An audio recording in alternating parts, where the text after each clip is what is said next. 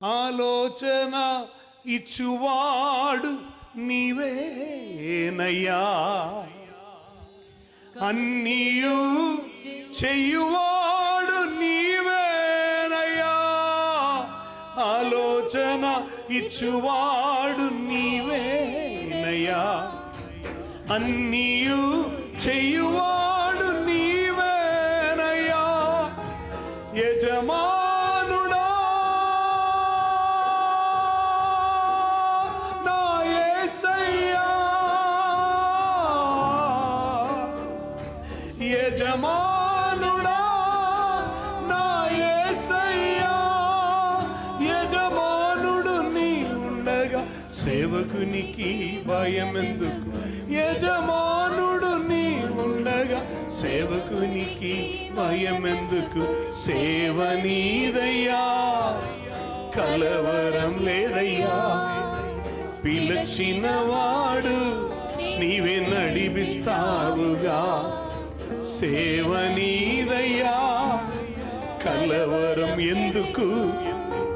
పిలిచిన వాడు నీవే నడిపిస్తావు. 99లో ఆంధ్రప్రదేశ్లోనికి వచ్చాను.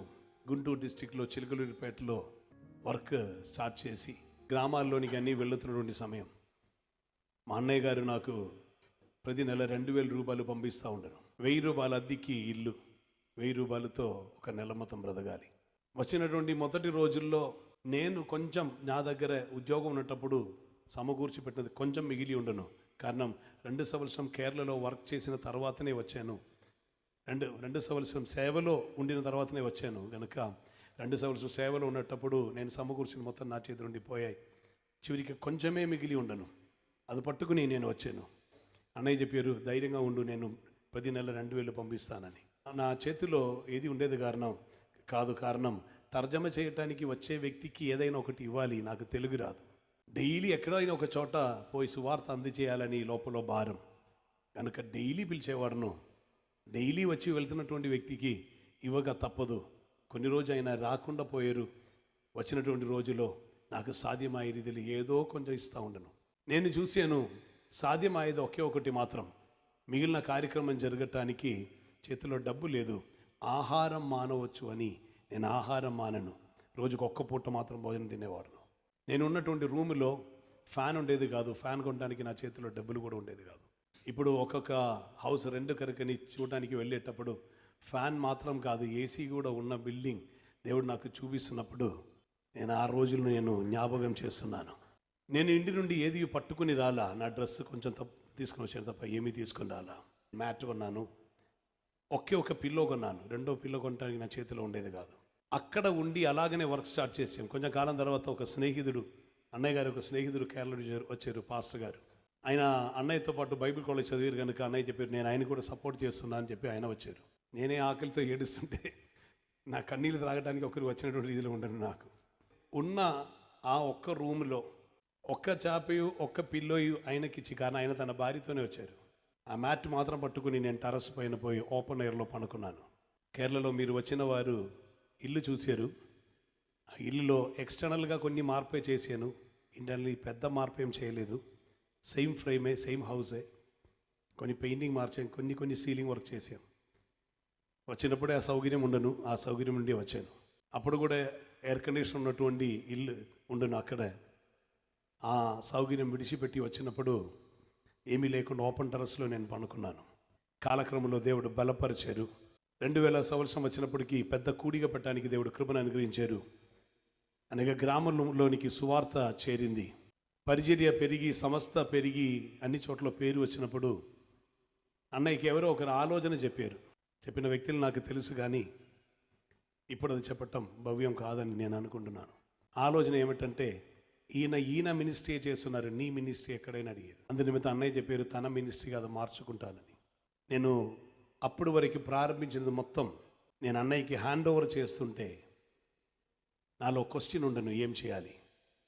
ప్రభు అప్పుడు ఇచ్చిన ఆలోచనయే, నేనున్నాను, ధైర్యంగా విడిచిపెట్టి బయలుదేరమన్నారు. నేను అప్పుడు మా నాన్నగారికి ఫోన్ చేశాను. నాన్నగారికి ఫోన్ చేసిన ఎందుకొరకంటే, నేను కట్ షాట్ చేసి చెప్తున్నాను, అనేక మంది మధ్యలో 2005 వచ్చినప్పటికీ నాకు భార్య ఉన్నారు, బారు కూడా పుట్టి ఉన్నారు.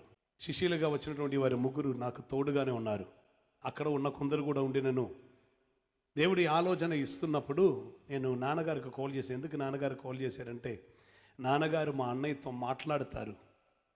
ఎందుకంటే ఈయన బయటికి వెళ్ళేటప్పుడు ఏదైనా ఇచ్చి పంపరా అని చెప్పడానికి అన్నయ్యతో మాట్లాడతారని. కారణం 14 చర్చ్ అప్పటికే స్టార్ట్ చేసి ఉండను, పరిచర్య అభివృద్ధి చెంది ఉండను.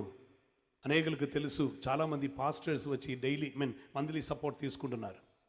సో నేను అనుకున్నాను, అన్నయ్యతో మాట్లాడి ఏదో కొంచెం నాకు ఇప్పిస్తారు నాన్నగారిని అడిగి అప్పచ్చం గారికి కాల్ చేస్తే అప్పచ్చం చెప్పారు, నీకు దేవుడు తోడుగా ఉన్నారు, ధైర్యముగా బయలుదేరన్నారు. యాక్చువల్లీ అప్పుడు ఆ మాట నాకు నచ్చలేదు, నిజం చెప్తున్నాను. కానీ నేను ఎదురు చూసింది ఏమిటంటే, ఏదైనా నాకు సపోర్ట్ లేకుండా నేను ఎలా వెళ్తాను? నా చేతిలో ఏమీ లేదు కదా, ఎలా వెళ్తాను నేను? కానీ ధైర్యంగా బయలుదేరిన తంజావూరుకి. బైబిల్లో మనం చదువుతున్నాం, కాకోలంతో ఏలియాని దేవుడు పోషించారని. రెక్కలు లేని కాకోలమును దేవుడు నా కొరకు పంపించారు.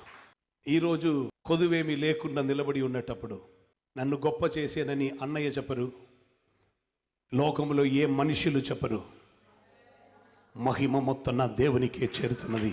నేను కొన్ని సమయం ఆలోచిస్తూ ఉంటాను, లేమీ లేకుండా, కష్టము లేకుండా దేవుడే నడిపిస్తున్నారు.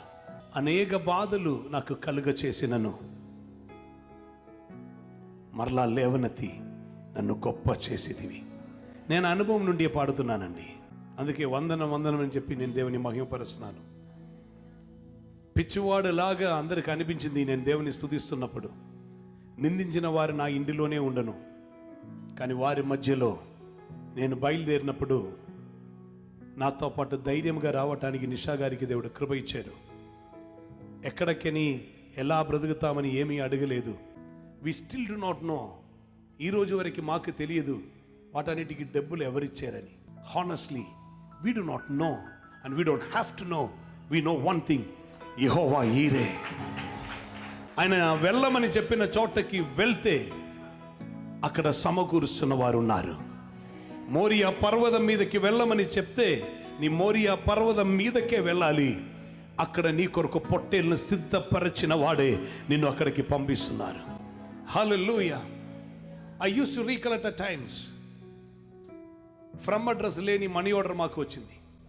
WON. తెలుసుకోవాలంటే క్రైస్తవుల వైపు చూడాలని. అద్భుతకరంగా దేవుడు నడిపించాడు. ఫ్రమ్ అడ్రస్ లేకుండా వచ్చిన మనీ ఆర్డర్. బైబిల్ అలా తీసినప్పుడు బైబిల్ కింద కవర్ ఎవరు పెట్టారు ఇప్పుడు వరకు తెలియదు. బట్ ఎవరి ముందు తల వంచి లేదు అని చెప్పే రీతిలో దేవుడు మమ్మల్ని నిలబట్టలా. నేను కొన్ని సమయంలో ఇలా ఆలోచిస్తుంటాను, ఎవరిని sir sir sir madam madam అని పిలిచే రీతిలో కూడా దేవుడు నన్ను పెట్టలా. దేవుడు నిలబెట్టారు. దేవునికి మహిమ. You know why? There is a council. ఆలోచన ఇచ్చేవాడు ఉన్నారు.